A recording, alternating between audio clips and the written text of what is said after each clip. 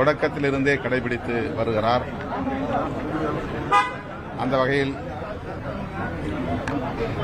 இன்றைக்கு அவரை நேரிலே சந்தித்து எமது கட்சியின் சார்பில் மனமார்ந்த வாழ்த்துக்களை தெரிவித்தோம். அவர் நோய் நொடிகள் இன்றி 100 ஆண்டுகளுக்கு மேல் வாழ வேண்டும், இன்னும் அரிய பல சாதனைகளை படைக்க வேண்டும், உலகளாவிய அளவில் தமிழர்களின் பெருமையை போற்ற வேண்டும்.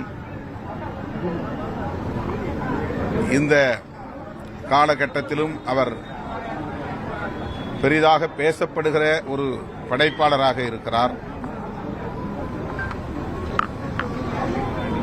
எந்நாளும் பேசப்படக்கூடியவராக இருக்கிறார். இனியும் தொடர்ந்து பேசப்படக்கூடிய ஒரு ஆளுமையாக விளங்குகிறார். தமிழ்நாடு அரசு வருகிற ஆகஸ்ட் 2ஆம் தேதி அவருடைய சிம்பனி படைப்புக்காக பாராட்டு விழாவை நடத்துகிறது. அந்த விழா வெற்றிகரமாக அமைய எமது வாழ்த்துக்களை தெரிவித்துக் கொள்கிறோம். தமிழ்நாட்டு மக்கள் மட்டுமின்றி உலகளாவிய அளவில் அனைத்து தரப்பு மக்களும் அவருடைய படைப்பு திறனை போற்றி உச்சி மோந்து பாராட்டிக் கொண்டிருக்கிறார்கள். அந்த வரிசையில் நாங்களும் எங்களை இணைத்துக் கொண்டு அவரை வாழ்த்துகிறோம், அதில் பெருமை பெறுகிறோம்.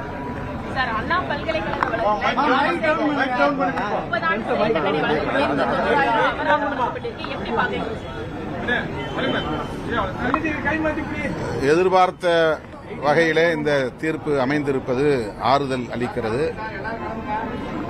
இதுபோன்ற பாலியல் குற்ற வழக்குகளில் அளிக்கப்படுகிற தீர்ப்பு பெண்களுக்கு பாதுகாப்பை உறுதிப்படுத்துவதாக அமைகிறது. அண்மையிலே பொள்ளாச்சி பாலியல் கூட்டு வன்புணர்வு வழக்கில் நீதிமன்றம் அளித்த தீர்ப்பும், இப்போது அண்ணா பல்கலைக்கழக வளாகத்தில் நடந்த பாலியல்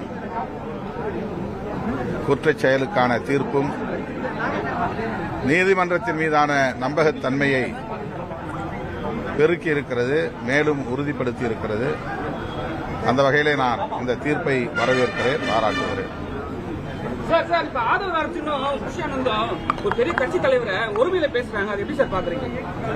அதற்காக வருந்தி அவர் பதிவிட்டிருப்பதாக பார்த்தேன்.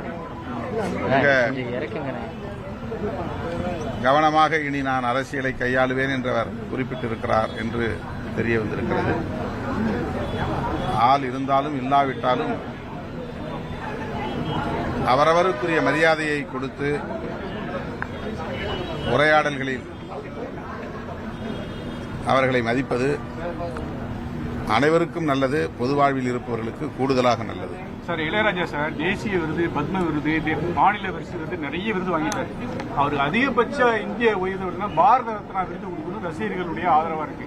உங்களுடைய கருத்து அதை பற்றி? நாங்கள் ஏற்கனவே இந்த கோரிக்கையை இந்திய ஒன்றிய அரசுக்கு வைத்திருக்கிறோம்.